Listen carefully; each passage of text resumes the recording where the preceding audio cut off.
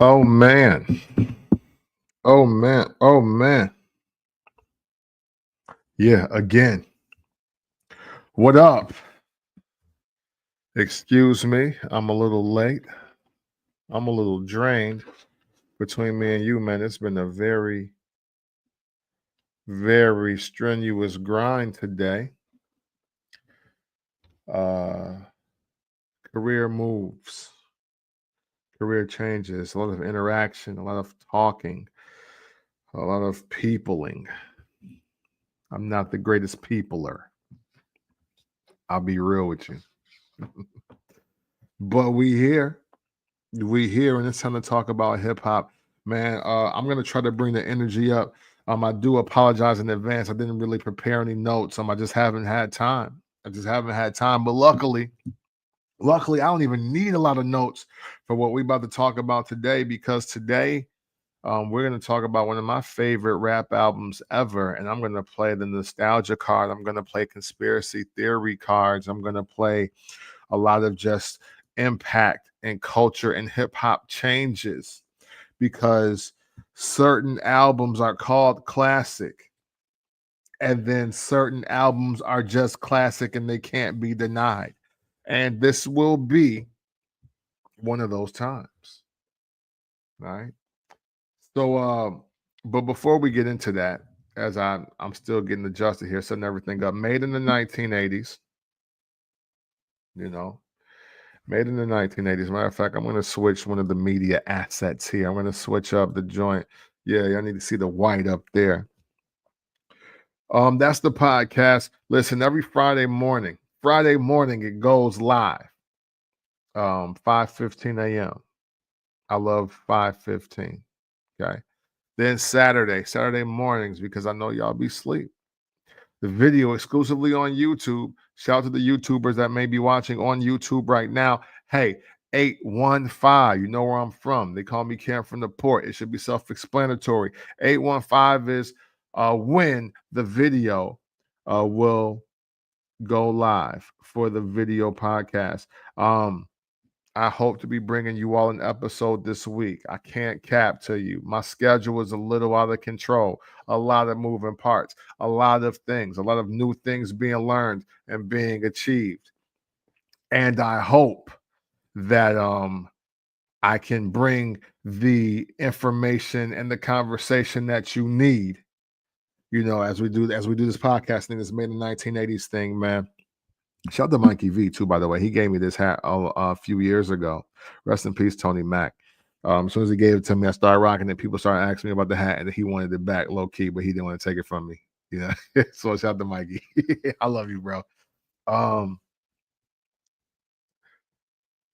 Mobb Deep. Let's just get right into it.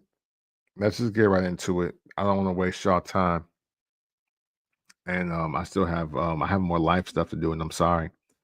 Again, I didn't prepare notes today, but luckily I won't need it.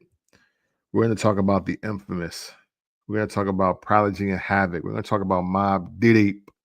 You know what I'm saying? QB's finest. And I want to do a combination of things. One, we're going to celebrate this album and tell you how it's a classic, because there should be nobody arguing me that. Nobody should be arguing with me on that today. If there's one album I think that I've done a review for so far on this YouTube channel that should be undeniably a classic for everybody. I don't care what you know or don't know about rap music, but the infamous Mobb Deep's second album, be clear, second album is a classic, and I don't think anybody should be arguing with me on that today, but we'll see. I say second album, and I specify that because, you know, not so many albums are so great that they just throw out the first one. Like it's the goalpost moving that people do for LeBron, like he never got swept and blown off the court by Tim Duncan in 2007. That's what people treat Juvenile Hell like. I don't own Juvenile Hell, so we won't talk about that album, but I will say this, man. 1995. I think there's got to be something said about hip hop history, right? For Queens in general, because I think Queens is the greatest borough in hip hop ever. And I think that's undeniable. Spot for spot, artist for artist, executive for executive, producer for producer. I don't think you will find a more talented borough than Queens. And I will stand on that, even though I am a Midwest kid that currently lives in the South. Right? So let's take it back some. Let's take it back to the late 80s. MC Shan versus KRS-One, The Bridge is Over, right? South Bronx, The Bridge is Over. Kill That Noise was the what you call it? The MC Shan record, right? But The Bridge is Over. The Bridge is Over was meant to be the nail in the coffin for the entire borough of Queens, Queensbridge, Queens and Queensbridge, because there is a difference. Shout out to my New Yorkers, no disrespect, because New Yorkers hit me. There's like, well, it's Queens and it's Queensbridge, but because like it's Howard's Queens and Jamaica Queens and all of those different sections, neighborhoods, areas within the borough itself. But what was definitely meant to be a death blow by KRS-One when he dissed MC Shan with The Bridge is Over, I think that obscurity was what was left for Queens. Because Queens, after The Bridge is Over, was the only borough that got dissed. Like Brooklyn, Harlem, the Bronx, Manhattan, even, you know what I mean? Like everybody was just like, oh, hey, we popping. But Queens keep on faking it. That was a thing. And even though you have LL Cool J, even though you have a Run DMC, you have a Cool G Rap, and the music is great that's coming out of it. And Roxanne Shante and is Biz Markie? Ooh, I don't want to say Biz Markie is from Queens, and he's really not. So let me just no, I think he's from Brooklyn. Bottom line here, what I'm saying is an energy shift was needed. An energy shift was needed. And that energy shift wouldn't come until Live at the Barbecue. Why? Because Main Source, Large Professor, they find this kid named Nas. They invite him to the barbecue. This is the only cookout / barbecue that we ever acknowledge when we're talking about inviting anybody anywhere, besides Lil Lucky and Poetic Justice showing up to the family reunion. That's the only one we ignoring all other cookout and barbecue invites outside of Nas at Live at the Barbecue today, right? And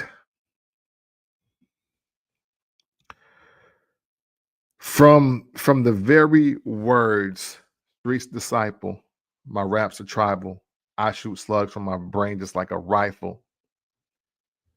All of a sudden, Queens has a resurgence of hope. Now, all of a sudden, hold on. We let y'all do y'all, but I think we got one. And then from 1992 to 1994, in that window, we get another, the first undisputed classic post KRS-One in Illmatic. Now, Illmatic, the only feature that you will recognize as far as vocally, well, two, depending on what you know about rap music. AZ, who actually got a verse, but then you got Q-Tip, who was just on the hook for One Love, right? This was the seed. Illmatic was the seed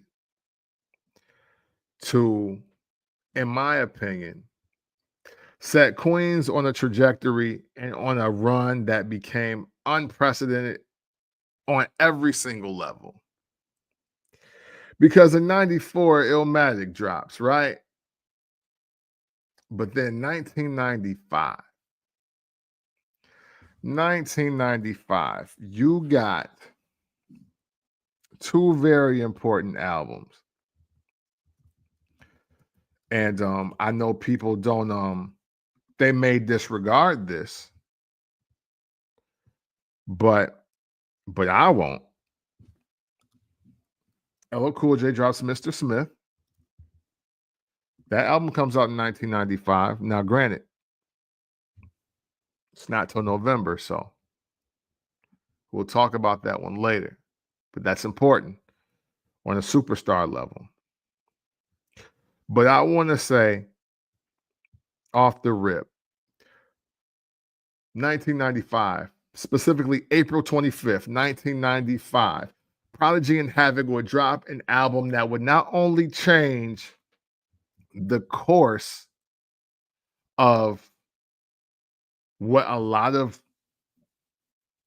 music, like rap music, was going to, but they would change the trajectory for the borough forever. I think you can stamp 3 albums that plant this seed: Illmatic, The Infamous, LL Cool J's Mr. Smith. I honestly, truly, humbly do believe that, because these are 3 Queens acts, Queens artists. They are getting critical acclaim. They're moving units. They're showing us a different image. And all of a sudden, no, you shouldn't go to Queens because you might get stabbed, shot, or knuckled down 1 out of the 3. And that's what the Infamous represents for me. And this is with all due respect to Wu-Tang Clan, because obviously Enter the Wu-Tang is already out. I want to say the Purple Tape is not out yet. So Only Built for Cuban Links is not out yet by the time when we get to this album in particular. It's not out yet. I think that comes out in like August 95. So yes, August 1st, 1995. So this is literally the kickoff. And for as great as the Enter the Wu-Tang album sounds, and as great as Nas Illmatic sounds, The Infamous by Mobb Deep, to me, is the album that says, okay, it's about to get real. It's about to get grimy. You're about to hear something that you've never heard before, that's so melodically violent that you just can't turn it off. And let's just start at the title track. Well, not the title track, I'm sorry. Let's just start at the lead single, Shook One's Part 2. Yes, there is a Part 1, and it's honestly dope, but Part 2 is the one. Dog, if I could take y'all back to the time when Rhapsody Top 10 really meant everything to us, and when you really had to watch BET for Rhapsody, you watched MTV for Yo MTV Raps, I don't think y'all truly understand, some of you that just watch videos on YouTube now. The first time me, J-Dub, Coffee, Keith, and Kev first saw the Shook Ones video, I won't speak for those brothers, but that was mind-blowing to me. And not for the reasons that you would think. You know, I wasn't like mesmerized on some, oh, I want to be those guys, or they look so cool. It was like, no, it wasn't that at all. It wasn't that at all. It was that it looked respectfully low budget. You know, it was just like, oh, wow, like the streets are really funding this. The block is really funding this. It looked really like gritty. And then every scene in the video just kind of felt like it was a threat of violence just about to happen. Like every single scene, even when P is just rapping by himself. I was like, yo, there's like, I just feel like somebody might just come up and just start swinging on somebody. I feel like somebody might just start shooting out the park here. I just felt the threat of violence just from everything that was just presented in this imagery. But man, listen, Prodigy, one of the greatest rappers in the world, personally in my all-time top 3, my top 3 favorites for sure. To all the killers and the $100 billers. For real niggas who ain't got no feelings. Dog, hearing that at 14, I don't like my mind isn't I'm not registered for that. I'm not like I'm not computing that. Like, what is he talking about? Then iconic intro. If that wasn't like iconic enough, here he comes with the iconic intro to verse. Prodigy, probably number one on the best intro bar verse rappers ever in life. When he says, for the first time I ever hear Prodigy, I'm late to juvenile hell. I don't know anything about Mobb Deep before Shook One's part 2. So when he says, I got you stuck off the realness, we be the infamous, you heard of us, official Queensbridge murderers, the mob come equipped for warfare. Beware of my crime family who got enough shots to share for all those who on the profile and pose, rock you in your face, stab your brain with your nose bone. I'm like, okay, hold on, dog. Hold on, dog. Because first of all, we dying laughing at the aspect of rock you in your face, stab your brain with your nose bone. That's hilarious. But then when I really sat and thought about it one day, I was like, dang, he punching the fuck out of somebody in the face. If you're gonna hit them so hard in their face that they nose bone is gonna touch their brain, that is uncanny violence. And I couldn't stop listening to it. One of the first rap verses that I knew flawlessly. One of the first ones for real, like flawless. Like, like 4 or 8 bars here and there. No. One of the first verses I learned flawlessly was Prodigy's verse on Shook Ones. And it changed my life. I won't even cap to you. It changed my life. There's so many rappers, right? And there's so much bravado that rappers carry in general. What I've always admired about Prodigy is that he had a very stern voice. You can tell that he means what he's saying, but it's almost too calm. It's almost too calm. It's like, are you even angry at what you're saying? Or is this a precautionary tale? Is this a warning? Like what's going on here? I don't quite understand. Like, why are you so angry? And I can't really tell. You know what I mean? And he would go on to master that. Like once you get to murder music, he just stops. Like after murder music, he's not even just like even amping up the voice at all anymore. It's like, nah, we're just gonna talk. And that is an incredible feat. All I know is that, man, we saw Shook One's Rhapsody top 10. I watched Shook One's rise to the top of the charts and just stay there, only making room for a Wu-Tang record or a Pac record or a Snoop record. You know what I'm saying? So like they're already in with like the major circle and sector. 1995, yeah. 95 Shook One's Part 2. That's an anthem of epic proportion. And the other thing that I realized in that,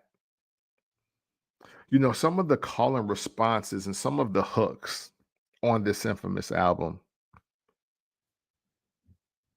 they shouldn't even be like hooks. Like we talk about how music is today and its overtness and how it is it's so in your face and it's so violent or aggressive or whatever.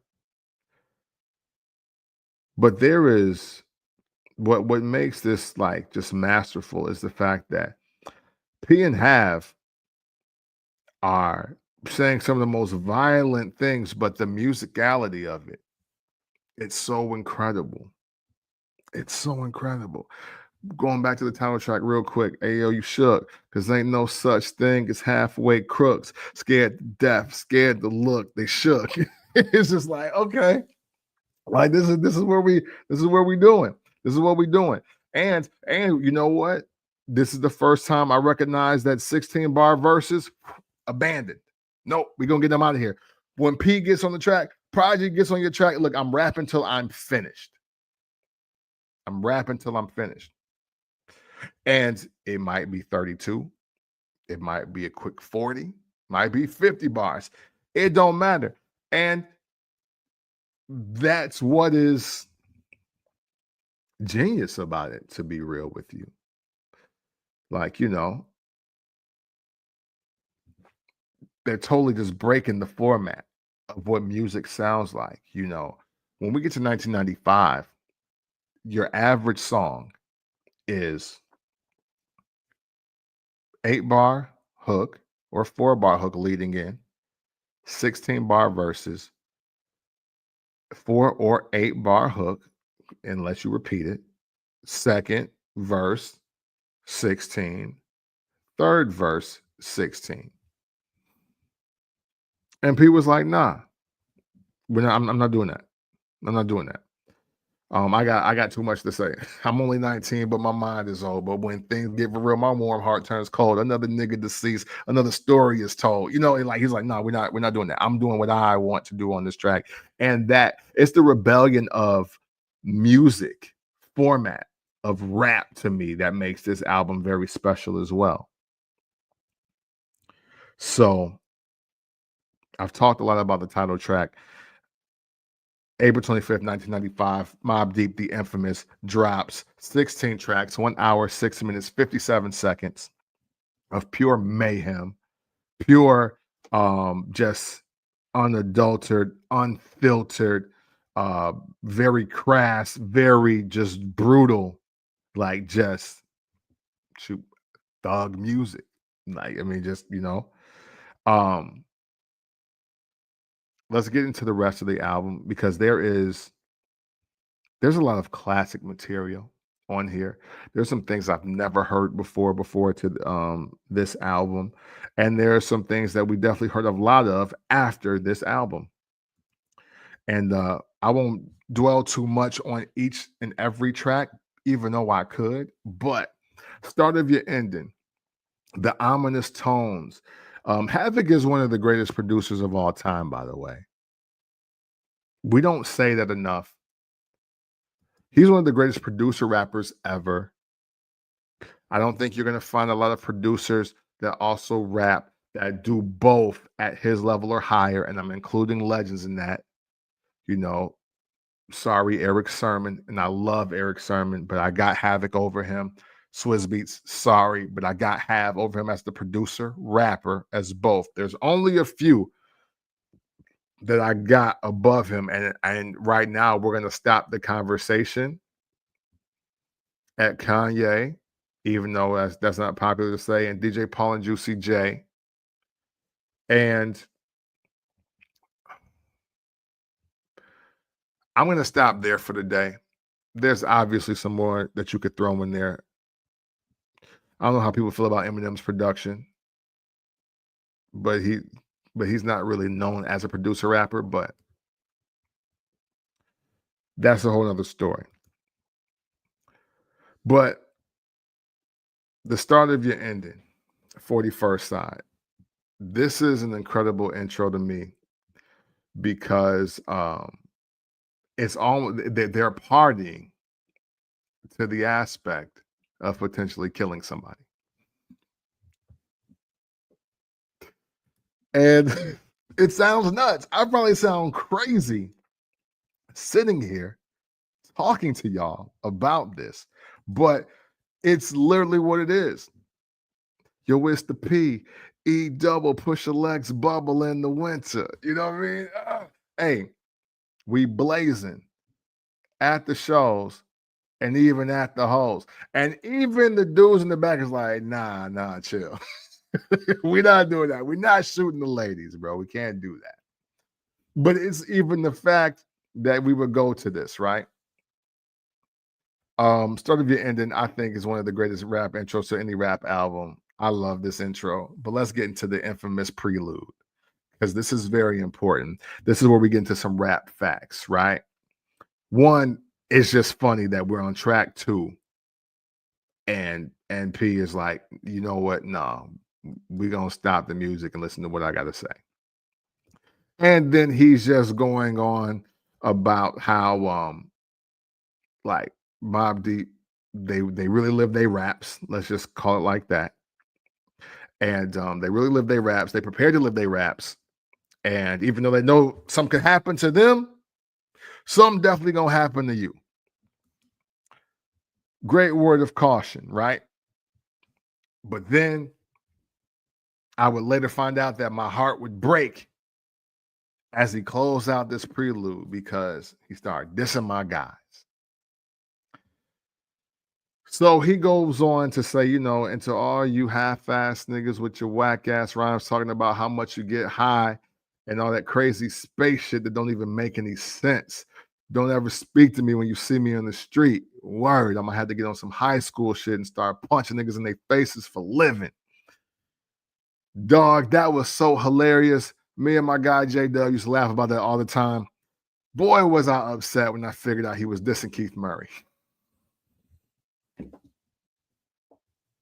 That really hurt my feelings. I'm a big Def Squad fan. I love Eric Sermon, Keith Murray, and Redman. I love them. And to know that Prodigy was dissing Keith Murray, and it's low key one of the better battle efforts, especially on Keith Murray's part. You have to listen to the infamous and Hell on Earth to hear the responses. But then and the Keith Murray's Enigma album is that, like, the beginning of it is definitely responding to everything that Prodigy had to say to him. And even though I'll bring it up again, they're both, Keith Murray and Prodigy are both on the I Shot You remix. And P is literally dissing Keith Murray after he's rapping on the I Shot You remix. But we'll get to that another time, and let because I can't wait to talk about that, because I think there's more than one diss on that album, and we're going to talk about that when the time is right. Then Survival of the Fittest. Survival of the Fittest. What's so amazing about this record is that you don't catch it in real time, but Prodigy is choosing when he wants to rhyme through this first verse. Another iconic intro to a verse. It's a war going on outside. No man is safe from. You can run, but you can't hide forever from these streets that we done took. You walking with your head down, scared to look. 4 bars, and he decides to rhyme. Love it. Love it. Because you know what? It don't even matter. Keith, what's up, sir? It don't even matter that he not rhyming. What he's saying is so real that it just, hey, I don't care if it rhymes. This makes sense. And that's it. And that would be one of the things that I absolutely love about Prodigy forever and ever. It's just that, no, I rhyme when I feel it's necessary. I don't follow the construct of rhyming, rapping words if I don't want to. You know what I'm saying? Hey, look, you shook, because ain't no such thing as halfway crooks. They're never around when the beef cooks. In my part of town, it's similar to Vietnam. Now they all grown up and old, and they on the cops patrol. They better have the riot gear ready. Try to pack heat and get rock steady. Hey, now to buy the Mac 1 double, I'll touch you and leave you with not much to go home with. It's literally like, I'm going to rhyme when I feel like it. But it makes so much perfect sense. if you need to double it up like that. It makes so much sense because you're more in tune with what he's saying than how he's saying it. It took me decades to realize that Prodigy wasn't rhyming like bar for bar. He wasn't rhyming every single word, and it's intentional. It's like, no, I'm not. I'm just not going to do that, and that's amazing. That is amazing. Because you know, as much as we kill rappers today for their inability to rhyme, or we talk about cadence, we talk about flows a lot, and we talk about maybe being on or off beat. Listen to a lot of Prodigy stuff.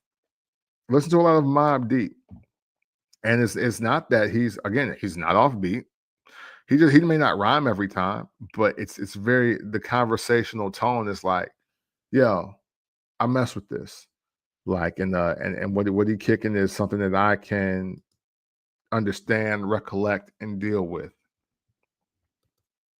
Classic track. So even though I know Start of Your Ending won't be necessarily viewed as a classic single or whatever like that, but I've already named two. Look, Survival of the Fittest and Shook Ones Part 2. Those are two classic records, right? So boom, let's go down. I For an Eye, Your Beef Is Mine, Mobb Deep, Nas, and Raekwon. Now listen, I know they didn't make a video for this. When we were doing the posse cut conversation, I voted for this one to be on there. I do believe this is a classic record because a lot of people, to prove to you that they really know Mobb Deep, they play this song. A lot of people look at the verse from Nas on this as one of the premier Nas verses of the entire 90s. So I For an Eye, Your Beef Is Mine, by all hip hop measures for sure, is a classic record. I'll skip the next prelude, but Big Noise doing this thing, right? Give Up the Goods. Oh, we just talked about this on another, or when I was bigging up Easy Mo B. Give Up the Goods. No joke. This was my favorite song on the album when I bought it. Mobb Deep and Big Noise. They use the same sample from the Pink Cookies remix. And again, another iconic intro. Hey, yo, Queens, get the money, long time, no low cash. I'm caught up in the hustle where the guns go blast. This fool retaliated, so I had to think fast. Pull out his heat first, he pull out his heat last. So who do you think is living to this day? I'm trying to tell these young, this crime don't pay. He looked at me and said, Queens niggas don't play. Do your thing, I'll do mine, kid. Stay out of my way. Come on, dog. They 3 for 3 now. This is a single too. This is like the 4th single on the album. And this is what I've learned about Give Up the Goods is that one, well, I mean, they painted this picture to us like this is what they do in the club. Like this is their club banger. This is their club record. Give Up the Goods or get sprayed. Yeah. I would get again the masterful cinematic and melodic violence is unmatched on this album, and they don't short step at all. Temperatures Rising, a very great storytelling track. You know, for all of you that may love Nas's One Love, right? When he's writing to Cormega or when he's writing to his friend in prison. Temperatures Rising is a lot in that same vein.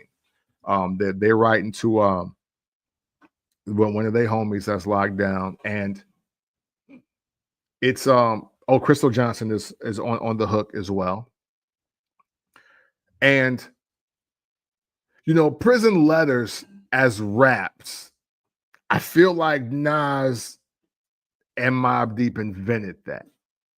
Because I don't know any artists that were doing that or attempting that before them. So 94, 95, again, I'm just painting this picture. I am open to be corrected into being wrong. But This is a groundbreaking concept at the time, and only Nas has done it before them.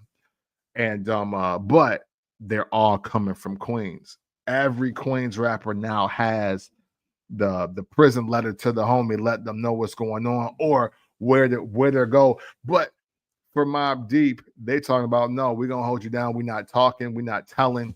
And homegirl that's trying to like kind of set you up. No, we're gonna get rid of her. Like it's real, right? It's real. Temperatures rising. Um, hey, look, and up north trip, Trife Life, and QU Hectic. Hey, listen, a lot more of the same.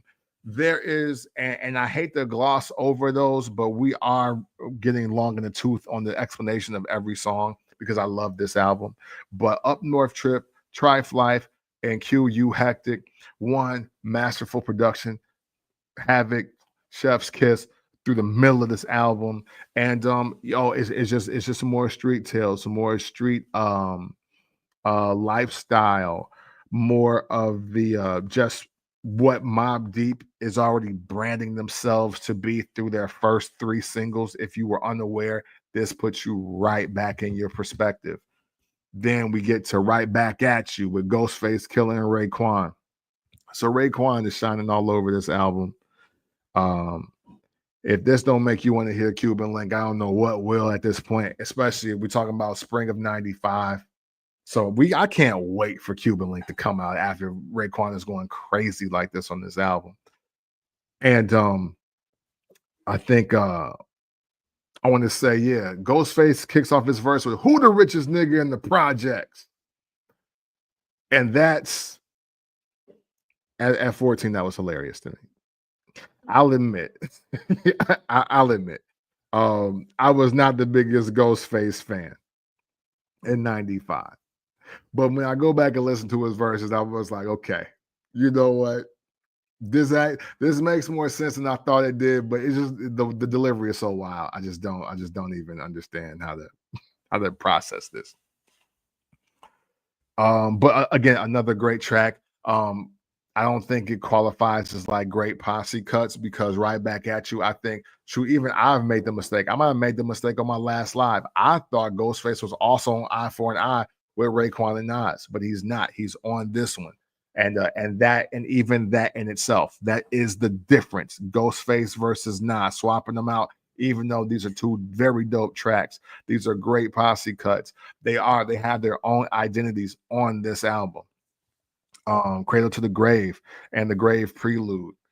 Cradle to the Grave, man. One of the fondest and funniest memories I have of my homie's little cousin singing from Cradle to the Grave. He was just singing it because we shouldn't have been playing that for like small children, but I mean it wasn't my car, it wasn't my CD. I'm not taking credit for that. I'm not taking blame for that. But one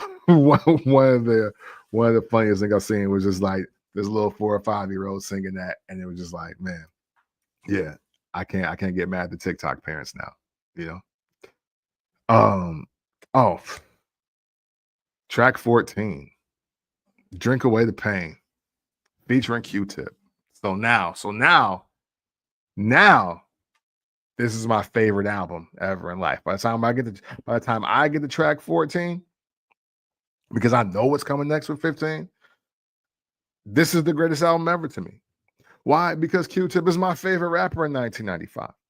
A Tribe Called Quest is my favorite. And when I realized when you're doing the knowledge here to this album, and a big reason to why Havoc and Q-Tip ended up connecting because he loved just the sonics of A Tribe Called Quest albums, how everything sounded so crisp. And how he just admired the production work of Q-Tip. And this is kind of how the album for the Infamous basically gets sequenced, mixed, and mastered based off of this collaboration between specifically Q-Tip and Havoc and the admiration that they have for each other's work. This sends this album over the top for me, learning that in hindsight.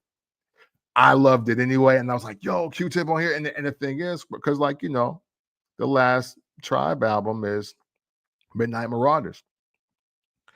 And I was kind of wondering, interested, what is Q-Tip gonna talk about on this album? He don't have no guns on his albums.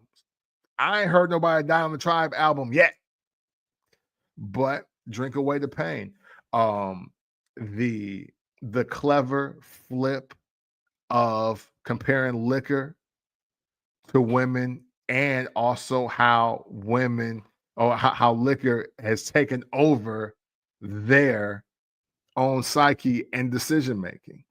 It's, again, underratedly creative for Prodigy and Havoc, especially at this time. I mean, the 2 albums in, we not so sold on Juvenile Hell being all of that, but this album is the one that's putting the flag in the ground and being like, yeah, this is it. This is what we do.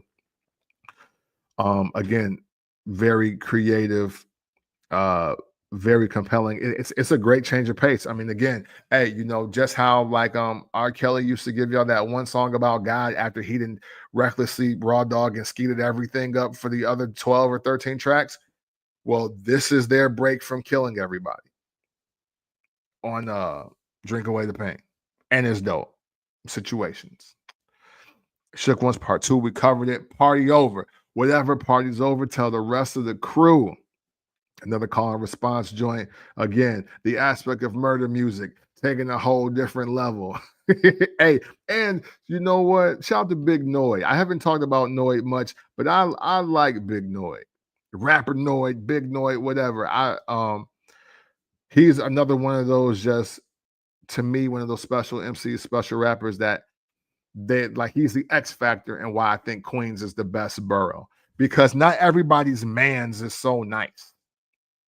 Not everybody's mans is super dope, but like even the B team, the B and maybe even the C tier of Queens rappers are better than some of the A and B tier rappers in other boroughs. And to be clear, because there's no disrespect, when I say A tier, the A tier of Queens is Nas, LL Cool J, Run and DMC, Cool G Rap. Like that's the top tier. Prodigy's in the top tier. So you're not just gonna just get there, but like when the B team is like Havoc, Core Mega, Noid, Nature, like it's that Royal Flush, Mike Geronimo. Like that's unfair. That's like those are like the B and C tiers for rappers, and then we want to update it somewhere. You like Action Bronson is in that mix, Akinelli's in that mix. Like that's cheat code worthy.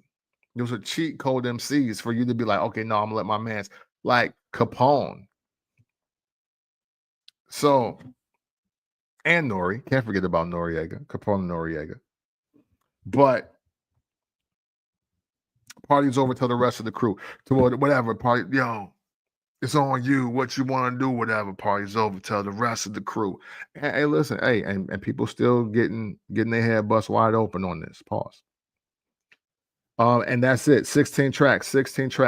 Again, for me, man, 16 tracks, 1 hour, 6 minutes, 57 seconds, pure violence, pure mayhem, incredible production, groundbreaking rhyming. The classic verse, I think, is solidified with albums like this because Prodigy has like 3 or 4. A lot of rappers are lucky to get one memorable opening line or one memorable verse. On this particular album, he has 5. Start of Your Ending, Survival of the Fittest, Eye for an Eye, Give Up the Goods, Shook Ones Part 2. And those are the ones that you can't deny.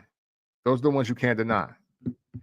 Those are the verses that got sampled. Like DJ Premier takes those and makes beats, and so do other rappers and other producers. I've watched in my lifetime, last 30 years, I've listened to so many different Prodigy lines from this very album get used to create and repurpose for other songs that Mobb Deep is not on at all.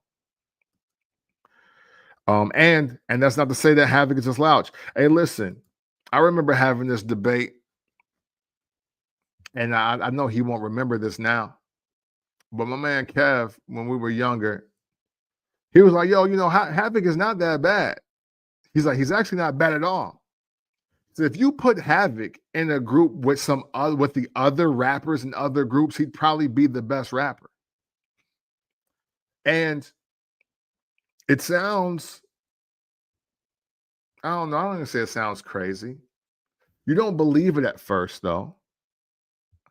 But hey, but to be real, hey, listen, if if you threw Havoc and Wu-Tang, he's not number 8 or 9, rap wise on there. If it was Eric and Havoc making dollars, I think Havoc's the better rapper than Eric Sermon. Yeah, and I hate to make it sound like I'm picking on Eric Sermon because I love Eric Sermon.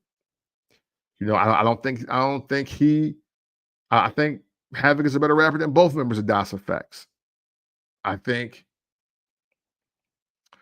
I think Havoc is literally in the middle of the boot camp clique, which is like Helter Skelter, OGC, Buckshot, all those brothers. Like, yeah, Havoc is a really dope MC, and he's an incredible producer, and he's shining on here. But the baton is just in Havoc's hand. I mean, in Prodigy's hand. The baton is in Prodigy's hand. He's just not letting go of it. There is a point to prove here for them, and I guess when the origin story is Havoc wrote all of Juvenile Hell, and he's the one that helped pen a lot of the lyrics and help Prodigy learn how to rap. And then the infamous is him figuring out how to rap, what he wanted to rap about, and how he wanted to rap about what he was rapping about. And boy, did we get like greatness.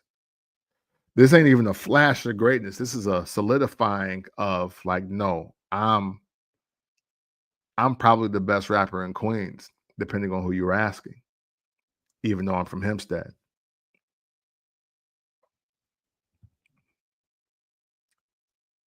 Salute to Mobb Deep. This is a 5 out of 5 for me. That's not nostalgia talking. Because if nostalgia is giving it a 7 out of 5 for me. But I think once you really look at the energy shift of music, what Havoc and Prodigy did with this album is unmatched. You had to be there to totally understand it, but this is equivalent to Bad Boy, Shiny Suit Era, Mace, and More Money, More Problems because Big's not alive, but All About the Benjamins, and then all of a sudden It's Dark and Hell is Hot comes out. This is that same type of energy. See, it was existing because look, hey, listen, not for nothing. You talk about 93, 94, early 95, because I've already just covered it. The West Coast is running roughshod over the industry, and the vibe is gang banging, it's weed, it's chronic, you know what I'm saying? But Pac's still here. Pac is becoming a huge commercial but controversial figure. Me Against the World is a phenomenal album. It's a classic. But then here comes Mobb Deep. And things are just changing after that. When I say things are changing, 1995, you get It Was Written, The Birth of the Firm. You get Capone and Noriega, The War Report album, 1997. Royal Flush, Mike Geronimo. Black Rob is dropping singles, but his album isn't coming out yet. Shoot, not for nothing. Hey, listen, you can't tell me that a lot of what Mobb Deep is doing doesn't inspire what life after death ends up sounding like. Just I'm sorry. Only Built for Cuban Links is on the way now. That same summer. Liquid Swords by the Genius is on the way out. Like, but let's be very clear. Let's be crystal clear. The seed planted to spawn all of that, in my view, unquestionably, is the infamous. Go back to that time. Go back to that time. That because like in 95, it becomes a dead heat. I don't think anybody truly runs anything. And that's why, I mean, and unfortunately, I think this is also why the East Coast West Coast rivalry, or that BS, why it became a thing. Because man, this is the first signs of, you know what? Well, maybe New York don't run everything, because you got your Snoop and Dre, you got the Dog Pound. I mean, Pac is kind of bouncing back and forth, but for the most part, he's still an East Coast dude. I mean, but he doing his West Coast thing, but but you got Scarface that's out in the South. You have like other entities that do exist. Southern Playalistic Cadillac Music is already out. It's 95. So the playing field is becoming very level. But within New York, by the time we get to 95, it's Biggie, Nas, and everybody else. That's just how it's viewed to some degree. Biggie, Nas, everybody else. Or Bad Boy, Nas, and everybody else. But what's happening here? Because hey, look, this is also Loud Records. Be clear, this is Loud Records. Loud Records, game changers. And just the artists they picked, and everything that they were putting together, man. This is just a phenomenal intro of a changing of the guard and the sound of music. East Coast music, East Coast rap starts sounding different after this album. That alone is why this album is classic. If you want to hear any other reasons, please refer to the last 52 minutes where I've been glowing and bloviating over this entire album because it deserves it. So with that, I'll just let y'all be. Rest in peace, Prodigy. Moment of silence for Prodigy. Hands down, one of my favorite rappers ever. For all of you that be acting like for top fives or whatever, if I rank my top 5 favorite rappers in order of my childhood and how I grew up, it'd be Q-Tip, Prodigy, Biggie, then Nas. But now Nas, I mean, but time has Nas at the number 1 spot. But that's literally how they became my favorite rappers. Like, absolutely Q-Tip, Prodigy because of this album, Biggie because Life After Death. I could recite a lot of that album just off the top, and then Nas because it was a little over my head being a teenager, a young kid. But by the time I got to 96, 97, a lot of it made sense to me. So thank you, Mobb Deep, for your undeniable classic contribution 30 years ago called The Infamous. It truly changed my life from a music perspective. I'm not one of the young people that went out and started wanting to commit crimes. Sorry, Saigon and I don't share the same story.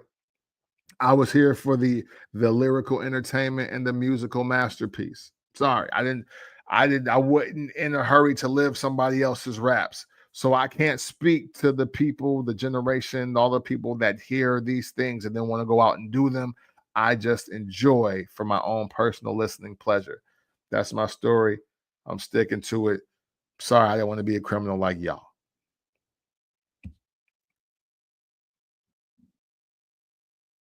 Until next time, man. Thank you. Thank you so much for tuning in. I appreciate every one of you that tuned in when you tune in and when you will tune in. Please play the Infamous by Mobb Deep before we get on some high school stuff and start punching you in your face for living. I'm finished with what I got to say. Y'all can continue on. It's love.